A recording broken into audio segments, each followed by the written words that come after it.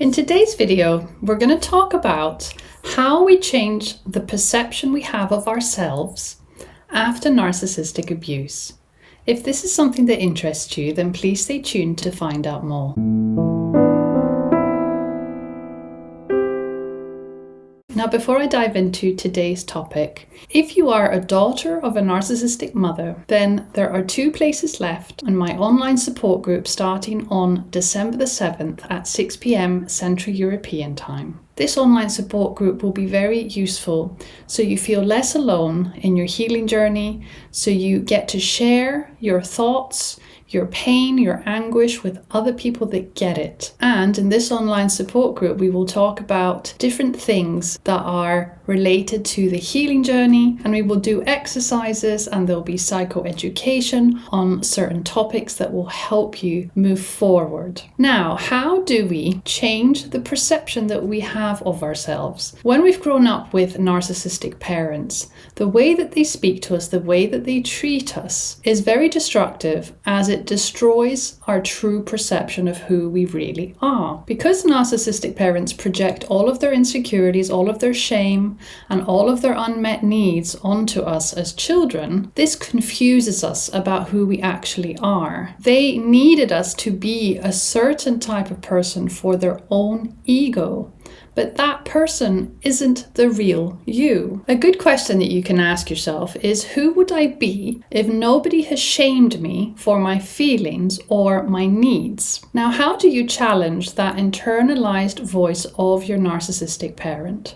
Your narcissistic parent's voice has become your inner critic. And in order to challenge the inner critic, you have to start identifying which thoughts that pop up in your daily life are truly yours or are your parents'. If you have negative thoughts such as you're too much or you're not good enough, do you think that is something that you would say to yourself, or do you think that would be something that a healthy, loving parent would say? No.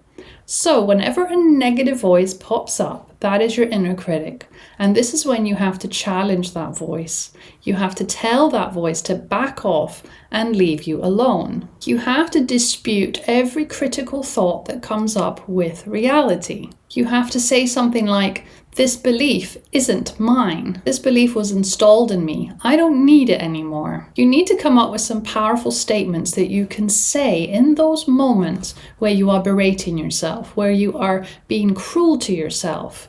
You have to have self-compassion. And in order to have self-compassion and get used to being this way towards yourself, you have to change the inner dialogue.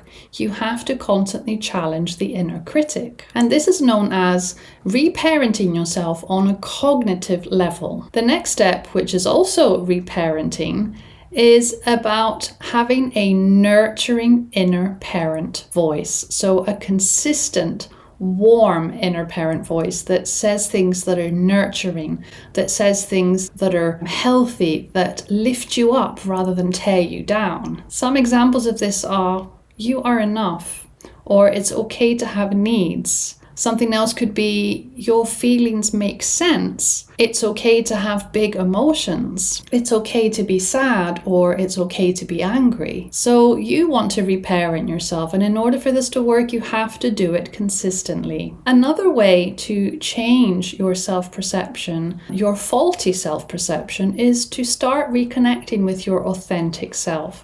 And in order to do this, you must discover the things that you enjoy, not the things that your parent told you that you must do. Try and notice your preferences without guilt.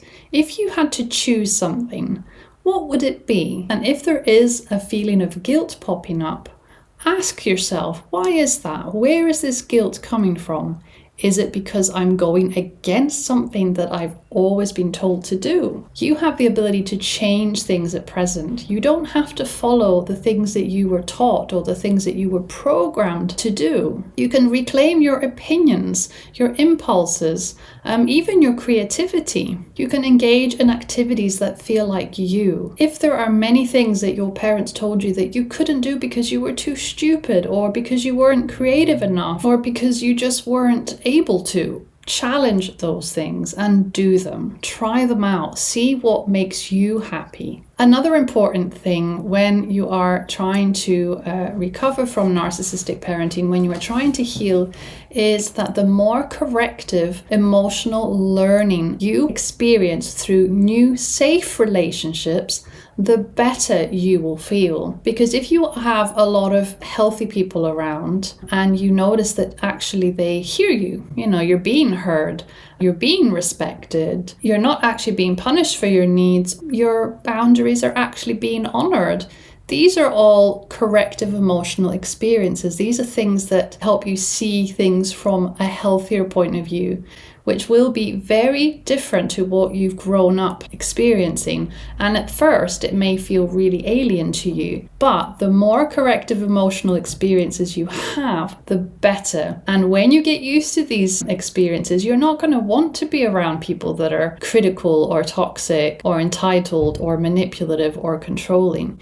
You are going to crave the new healthy experiences, the new healthy people that you have in your life. Other questions that you can ask yourself are, how do I take my power back? Or how do I protect my inner child from my narcissistic parent's behaviors? Maybe you're not in contact with your narcissistic parent anymore, but you still have those internalized beliefs that are still harming you. So whenever you're triggered, you end up making yourself feel worse by having a go at yourself instead of comforting yourself. How do you teach yourself to become more comfortable in your own skin? These are all big questions. These are all big things to ask yourself. And of course, it takes time. Something that you can try and do when the inner critic pops up is to say to that inner critic, I am no longer allowing you to hurt my inner child. I am no longer going to listen to what you have to say because you are not part of me. You are my parent's voice. Now, lastly, it's important to understand that most of the fears that we have are related to being in a state of hypervigilance. And of course, we were hypervigilant throughout our childhoods if we had parents like this. So we need to try and, dissect these moments where we feel triggered, where we feel a bit on edge when something happens and we immediately feel ashamed, or we feel guilty, or we feel like we need to fix something, or we feel like we need to fix somebody. These signs all point towards the programming we've had, and it's important to notice them and dissect them and try not to repeat them, but try and change how we react so we slowly get used to a new, healthier way of being. Now, I hope this video was helpful for you. If you, of course, would like to share your experience with your own healing journey, then please do in the comments below, as it helps everybody. And lastly, I would like to say that I've also launched a new online shop called Empowered Living. So please check it out in the store link on this YouTube channel. Thank you all so much for your attention today, and I will see you very soon in my next video. Bye-bye.